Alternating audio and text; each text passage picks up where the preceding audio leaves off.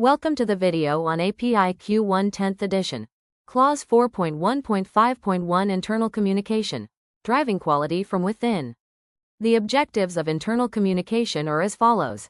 Internal communication ensures everyone in the organization is aligned on customer needs, legal obligations, quality objectives. Why is compliance important?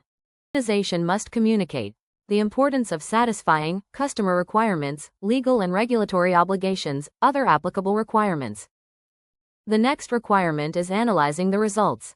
The organization must also share the results of data analysis, use insights from data to identify trends, make decisions, improve processes. Why communication across the organization is important. Communication must reach all levels like production, quality, sales, management. What are all the practical communication methods available? Effective communication methods include monthly team briefings, internal newsletters, KPI dashboards, training sessions. Proper internal communication leads to quality excellence.